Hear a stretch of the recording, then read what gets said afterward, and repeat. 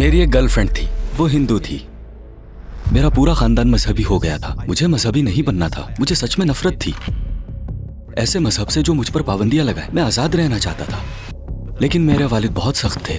वो मुझे हर रोज़ फजर की नमाज के लिए उठाते थे और मैं नीचे जाता था, मुंह पर पानी मारता था और वापस बिस्तर में जाकर सो जाता था। मैंने कभी नमाज नहीं पढ़ी। 5 साल तक मैं यही करता रहा। मैं बहुत बुरी तरह बीमार हुआ। कै पर कै, बस कै ही हो रही थी। मुझे लगा मैं मर जाऊंगा। मैंने कहा, या अल्लाह मुझे माफ कर दे। मैं शुकूक व शबात में पड़ गया। शैतान हर लम्हे मेरे कान में वसवसे डाल रहा था। अगर इस्लाम सच्चा ना हो तो। और फिर मैंने सोचा अब मुझे तहकीक करनी चाहिए। मैं सोच रहा था, क्या ये वो चीज है जिसे मैं नजरअंदाज करता रहा सारी जिंदगी?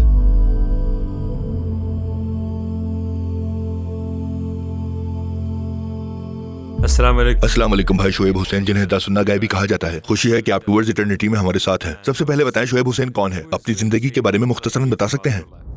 वालेकुम अस्सलाम व रहमतुल्लाहि व बरकातुहू मेरे भाई। अल्हम्दुलिल्लाह, यहाँ आकर बहुत खुशी हो रही है। तो मेरा नाम शुएब हुसैन है और मैं बरतानिया में रहने वाला एक पाकिस्तानी हूँ। मैं एक ऐसे घराने में पैदा हुआ जो कि बहुत ज्यादा अमीर नहीं था, बस बरतानिया में मौजूद एक आम सा खानदान। मैं सच बताऊं तो बचपन से ही मुझ में वालदेन के खिलाफ बगावत का रुझान था। मुख्तसर ये कि जैसे जैसे मैं बड़ा हुआ मेरा पूरा खानदान मजहबी हो गया। मुझे मजहबी नहीं बनना था। मुझे तो सच में मजहब के उस तसव्वुर से नफरत थी जो मुझ पे काबू रखे। मैं आज़ाद जिंदगी जीना चाहता था और मैंने 16 साल की उम्र में इस्लाम को पाया और पिछले 16 साल से मैंने अपनी जिंदगी इस्लाम का पैगाम पहुंचाने में लगाई, ऐसे तरीके से जिससे मैं ज्यादा से ज्यादा लोगों की मदद और उन पर असर डाल सकूं।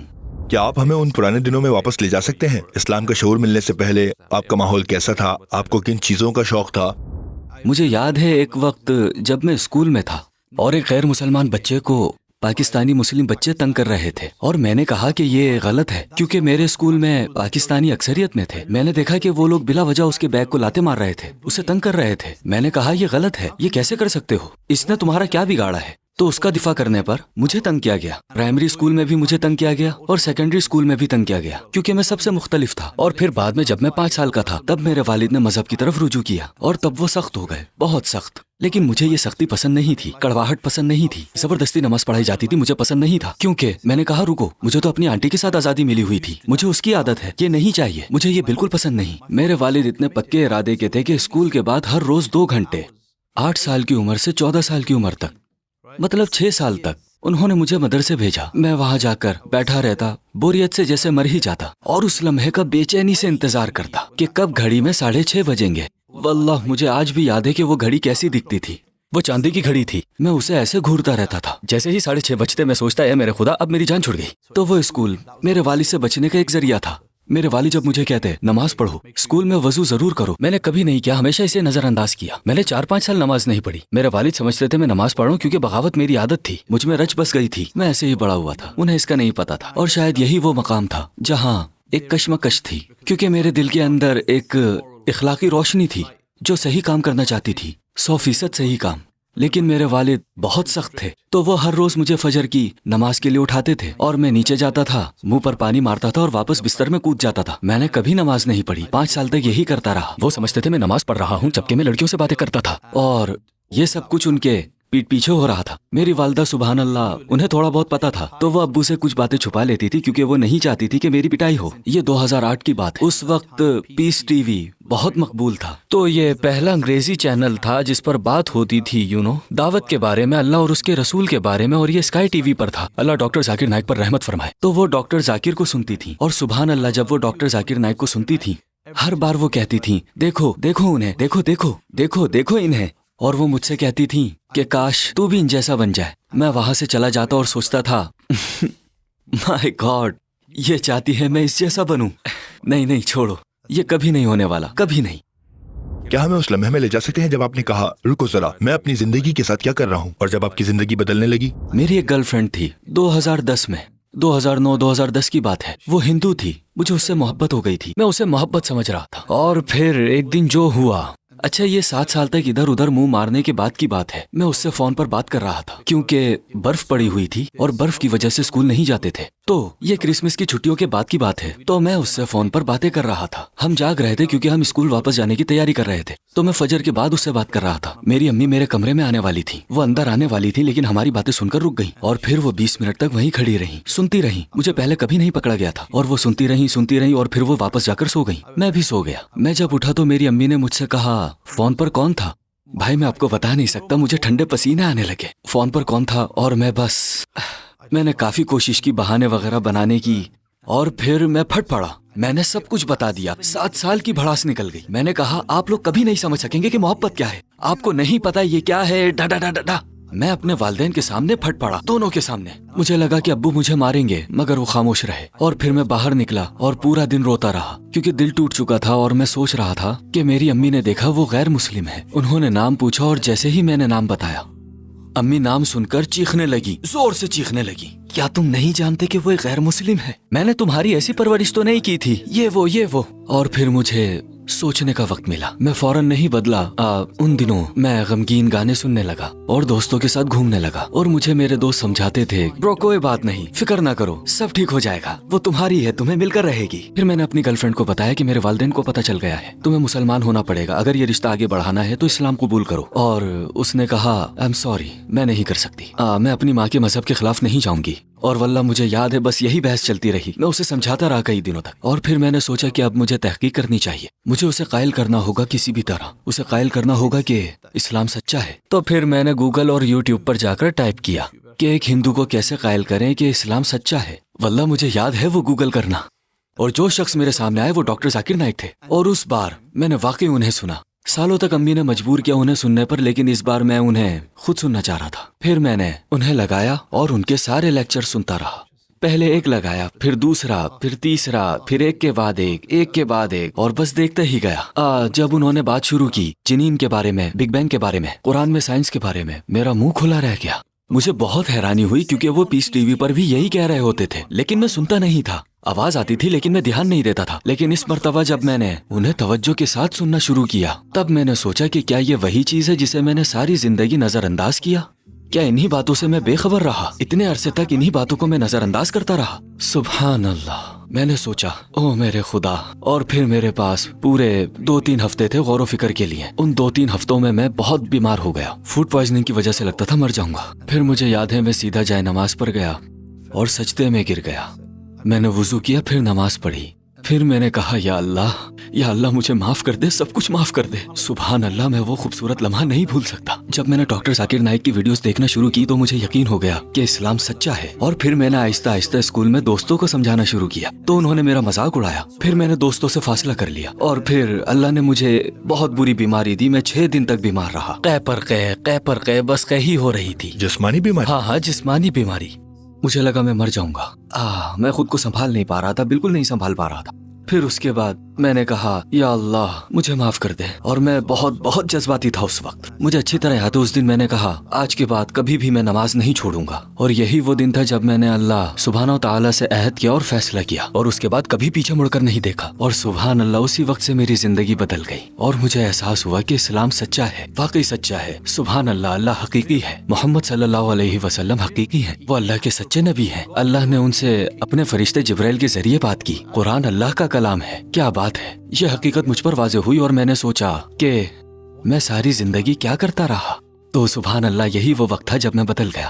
آپ کے دوستوں نے آپ کی نئی شخصیت, آپ کی نئی پہچان پر کیا رد عمل دیا؟ میں نے انہیں حرام چیزوں کے بارے میں بتانا شروع کیا اور کہا کہ ہمیں نماز پڑھنی چاہیے. وہ سب ہنسنے لگے اور مل کر میرا مذاق اڑانے لگے. ہمارے یہاں ایک چیز ہوتی ہے جسے ہم پروم کہتے ہیں, اسکول چھوڑنے کی گریجویشن پارٹی. سب اچھے لباس پہنتے ہیں, لیموزین کرائے پر لے کر سب لوگ لندن جاتے ہیں, شیشہ پیتے ہیں, تھوڑی مستی کرتے ہیں اور پھر واپس آ جاتے ہیں. میرے دوستوں نے لیموزین کرائے پر لی اور میں نے کچھ مہینے پہلے ہی اسلام پر عمل شروع کیا تھا. میں نے نماز شروع کی, میں بدلنے لگا. مجھے یاد ہے میرے دوستوں نے مجھ سے بہت اصرار کیا تمہیں آنا ہوگا. میں نے کہا اب میں نہیں آ سکتا کیونکہ مجھے نماز پڑھنی ہے اور میں اپنی نماز کو نہیں چھوڑ سکتا. تو میرے دوستوں نے کہا تم فکر مت کرو, تمہاری نماز نہیں چھوٹے گی. اور پھر جو ہوا وہ یہ کہ میں گاڑی میں تھا اور فجر کا ٹائم ختم ہونے والا تھا اور مجھے یاد ہے انہوں نے مجھے اتارا اور میں فوراً گھر گیا اور میں نے دیر سے فجر پڑھی. انہوں نے مجھے گھر سے 20 منٹ دور اتارا تھا. میں پیدل گیا. میں نے کہا مجھے گھر کیوں نہیں اتارتے؟ تو کہنے لگے نہیں ہم ایسا نہیں کر سکتے, ہمیں یہ لیموزین واپس کرنی ہے وغیرہ وغیرہ. یقین کرے مجھے پیدل جانا پڑا. میں ٹیکسیڈو میں تھا.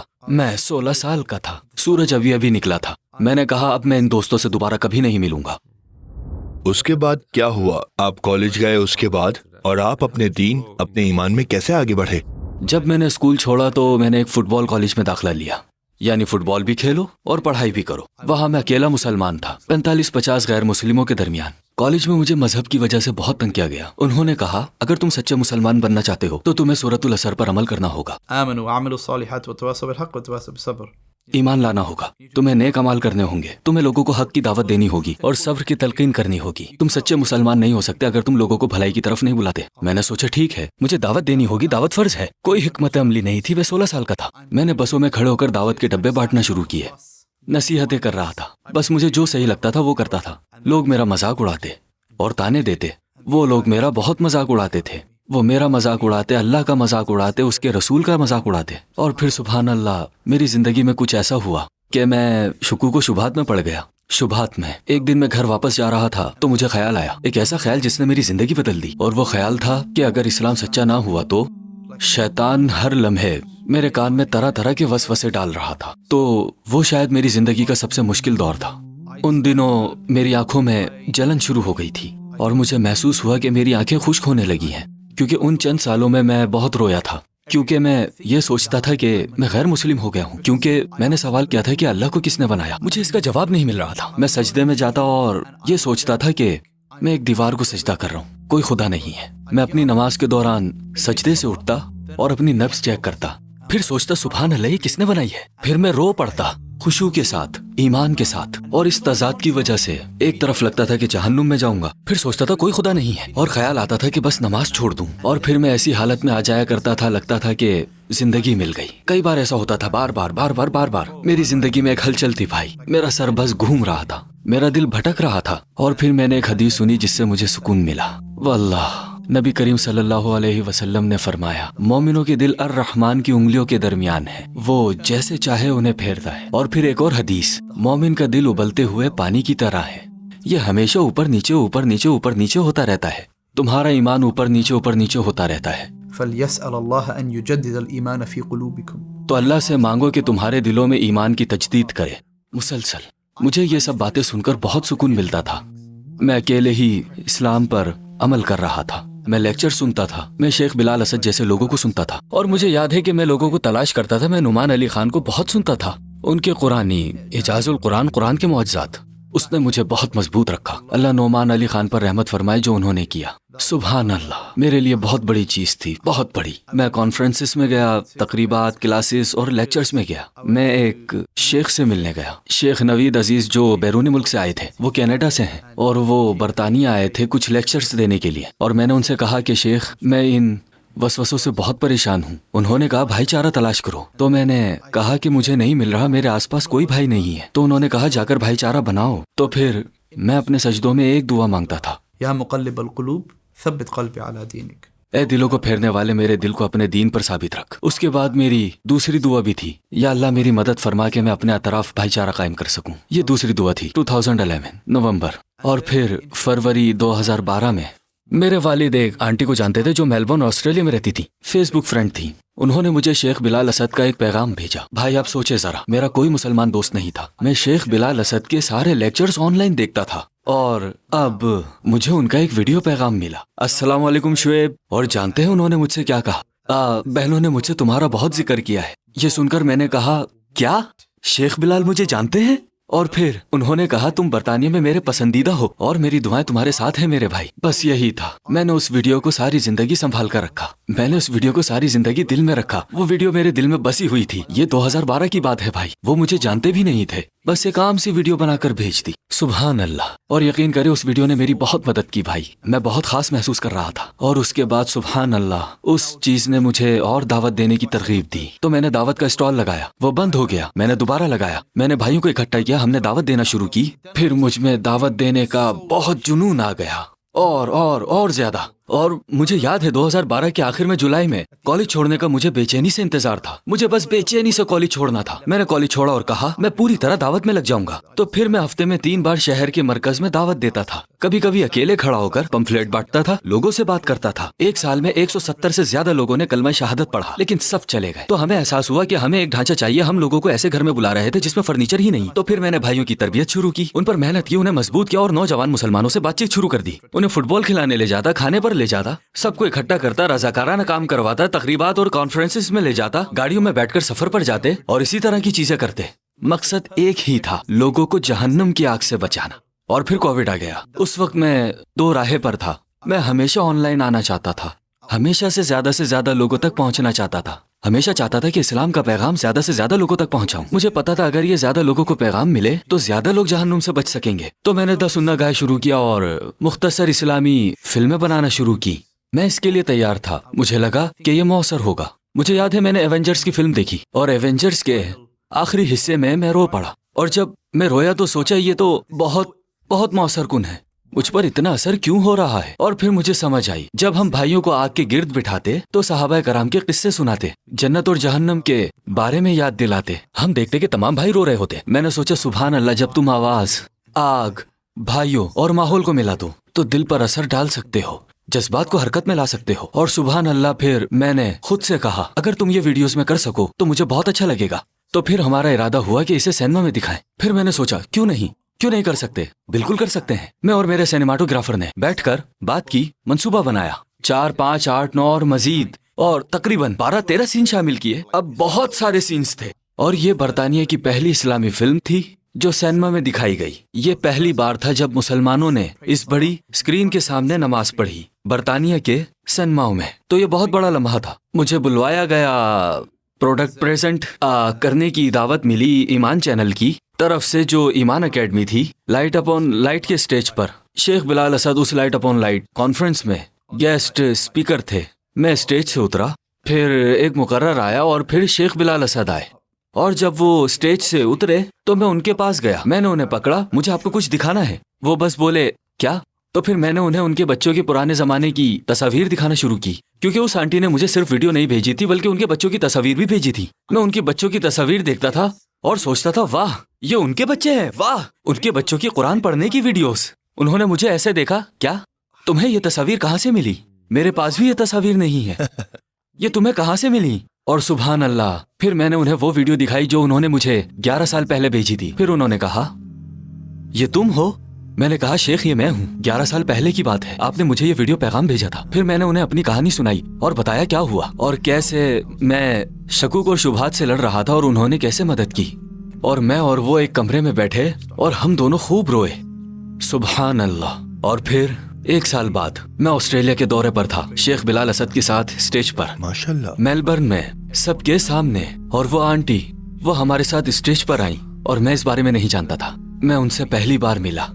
वल्लाह भाई, जिंदगी जैसे मेरी जिंदगी का दायरा मुकम्मल हो गया था, सारा सफर मुकम्मल हो गया। अगर आप सल्लल्लाहु अलैहि वसल्लम अभी इस कमरे में तशरीफ ले आए तो आप उनसे क्या कहेंगे? मैं कोशिश कर रहा हूँ या रसूल अल्लाह, मैं अपनी पूरी कोशिश करूंगा।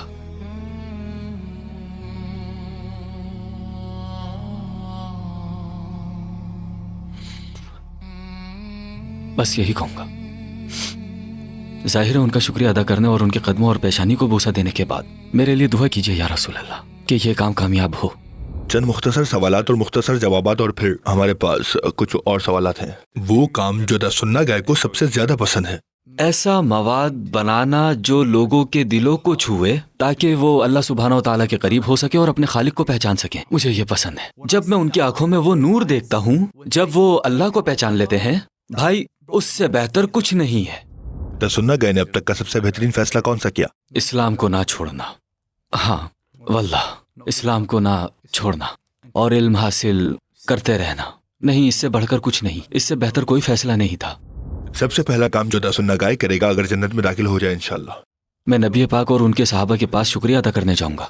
मैं हजरत उमर का शुक्रिया अदा करूंगा फारिस की तरफ लश्कर भेजने पर, और खालिद बिन वलीद का शुक्रिया अदा करूंगा जंग कादसिया में उनकी बहादुरी पर, और मैं उनकी पेशानी और कदमों को बोसा दूंगा क्योंकि उन्होंने मेरे दादा परदादा को शिर्क से आज़ाद कराया। शायद मैं सबसे पहले यही करूंगा इंशाल्लाह। आपकी वो जाती आदत जो आपको सबसे ज्यादा नापसंद है? मैं कहूंगा कि मैं कभी कभी जल्दबाजी कर लेता हूँ। मेरी शख्सियत जुनूनी है और ये अच्छाई और बुराई दोनों में जा सकती है। हाँ, बस यही दो बातें हैं वाकई। आखिरी चीज जो आपने गूगल पर सर्च की? क्या मैं देख सकता हूँ? हाँ हाँ बिल्कुल। मैं भी ये देखना चाहता हूँ। इस्तांबुल में सूरज निकलने का वक्त। हाँ, आप अभी रात को पहुंचे हैं तो ये फिक्री बात है। एक मज़ाहिया लम्हा जिसमें आपको बहुत शर्मिंदगी हुई जो आप कभी नहीं भूल सकते। मैं छोटा था और मस्जिद में था, और मशरिकी लंदन में एक कॉन्फ्रेंस थी, और मशरिकी लंदन मेरे घर से 2 घंटे की ड्राइव पर है, और वो अगले दिन थी। और हमारी मस्जिद के इमाम बहुत ही सख्त इमाम थे, और मुझे कॉन्फ्रेंस तक लिफ्ट चाहिए थी, और मैं 17 साल का था। मैं किसी को नहीं जानता था जो उस कॉन्फ्रेंस में जा रहा हो। तो नमाज के बाद मैं खड़ा हुआ और ऐलान कर दिया। मैंने कहा, कल एक शानदार कॉन्फ्रेंस हो रही है, कल के दिन फला शेख आ रहे हैं, फला शेख आ रहे हैं, फला शेख आ रहे हैं, और अगर कोई भाई जाना चाहे तो मुझे बताएं क्योंकि हम में से कुछ जाना चाहते हैं। वो शेख जो हमारी मस्जिद के इमाम थे, वो उन मशाइख से मुकम्मल इख्तिलाफ रखते थे। उन्होंने उनकी सरेआम तरदीद भी की हुई थी। तो उन्होंने मुझसे कहा, भाई ये कोई सर्कस नहीं है जहां तुम उठकर कुछ भी ऐलान कर दो, किसी को इसमें कोई दिलचस्पी नहीं है, चलो बैठ जाओ पूरी जमात के सामने। और भाई मैं बाहर गया और बस ऐसे हो गया। वल्लाह कुछ भाइयों ने कहा ऐसा होता रहता है। लेकिन लिफ्ट मिल गई मुझे, अल्हम्दुलिल्लाह। आप जानते हैं कि मुसलमान नौजवानों में भी ऐसे लोग हैं जो जिंदगी में मकसद नहीं ढूंढ पाते और नशे में पड़ जाते हैं। क्या आप बता सकते हैं कि हकीकत में क्या हो रहा है और ये नौजवान असल में क्या झेलते हैं? आपको नौजवानों में अज़्म और जोश की कमी के मसले को हल करना होगा। ये कि वो किसी भी मकसद का हिस्सा नहीं बन पाते। मगरिब में नौजवानों की अंदरूनी तवानाई को सही सिमत देने का सबसे बेहतरीन तरीका ये है कि उनकी तवज्जो शैतान और उसके लश्कर पर मरकूज कर दो। उन्हें जोश दिलाओ कि वो खुद को बचाएं और दूसरों को जहन्नुम की आग से बचाएं। लेकिन सबसे ज्यादा जिस चीज की जरूरत है वो एक ऐसा माहौल है जहां उन्हें मकसद मिले। ऐसे दोस्त जो मकसद ढूंढने में मदद करें, लेकिन उन दोस्तों के मकसद भी पक्के हों। असल वजह तक जाओ। असल वजह यह है कि उनके पास सिमत नहीं है और मकसद नहीं है। उन्हें मकसद दो, क्योंकि जब तुम उन्हें मकसद दोगे तो वो दूसरों को मकसद देंगे। लेकिन अगर बस तुम कहो जाओ नमाज पढ़ो, है बस ऐसा करो, ये तो इब्तिदा है। ये बस गाड़ी का इंजन स्टार्ट करना है। सिर्फ इंजन स्टार्ट ना करो, गाड़ी को आगे बढ़ाओ। एक नौजवान अभी देख रहा है और कह रहा है मैं हराम चीजों में घिरा हुआ हूँ, ऐसे वक्त में अपनी आखिरत कैसे बचाऊं? आप उस शख्स से क्या कहेंगे? 4 स्टेप फार्मूला दूंगा मैं उसे। सबसे अहम काम जो तुम्हें करना है वो है अल्लाह से ताल्लुक जोड़ना। अल्लाह अज़्ज़ व जल के साथ एक गहरा और जाती ताल्लुक बनाओ। दूसरा काम जो तुम्हें करना है वो है अल्लाह सुब्हानहू व तआला की किताब से ताल्लुक रखना। फिर चाहे वो तर्जुमे में हो या उस जबान में जो तुम समझते हो, लेकिन कुरान पढ़ो, उसे पढ़ना सीखो। तकरीबन 6 महीने उस पर तवज्जो दो। फिर तुम्हें एक उस्ताद ढूंढना है या कोई जिससे सीख सको, और उनके साथ बैठो और पढ़ो। और आखिरी बात ये कि तुम्हें भाईचारे का हिस्सा बनना है और ऐसे लोगों के साथ रहो जो अल्लाह अज़्ज़ व जल की राह में कोशिश कर रहे हों। और अगर मैं एक और आखिरी नसीहत दे सकूं वो ये है कि जब तुम खुद को मजबूत कर लो तो दूसरों को जहन्नुम की आग से बचाने में मकसद ढूंढो। ठीक। तसव्वुर करें कि कोई आपको देख रहा है और जब आप अपनी कहानी सुना रहे थे उसने अपनी पूरी जिंदगी के बारे में सोचा। आप उस शख्स से क्या कहना चाहेंगे, मतलब सिर्फ 1 मिनट में? हबीबी, तुम अभी जिससे गुजर रहे हो, जब बड़े होगे तो बस ये एक लम्हा लगेगा। अभी जो तुम्हारे दिल में फिक्र है तुम्हें वो अल्लाह अज़्ज़ व जल को सौंपनी होगी। कभी भी सुकून और अमन महसूस नहीं होगा जब तक तुम अल्लाह सुब्हानहू व तआला के साथ एक जाती और गहरा रिश्ता नहीं बनाते जिसके बारे में सिर्फ तुम्हें और अल्लाह को पता हो। बस जब तुम ऐसा कर लो तो खुद को मजबूत करो अल्लाह सुब्हानहू व तआला की किताब से रिश्ता जोड़कर। वल्लाह अल्लाह की किताब के बगैर इस जमीन पर कोई सलामती नहीं। जाओ और इल्म हासिल करो और नेक साथी ढूंढो, अच्छी सोहबत ढूंढो और उन्हें थामे रखो। अपने नेक दोस्तों को थामे रखो। जब तुम ऐसा कर लो तो तुम्हें यकीनी बनाना है कि तुम बिल्कुल उल्टा भी करो। जब तुम अल्लाह सुब्हानहू व तआला से ताल्लुक जोड़ो तो उन सब चीजों से नाता तोड़ दो जो तुम्हें अल्लाह से दूर ले जा रही हैं। जब तुम इल्म हासिल करने निकलो तो सुस्ती और बस नेटफ्लिक्स देखने की आदतों से छुटकारा पाओ। जब तुम नेक साथी ढूंढ लो तो अपनी जिंदगी से बुरे दोस्तों को भी निकाल दो। बस यही कहूंगा।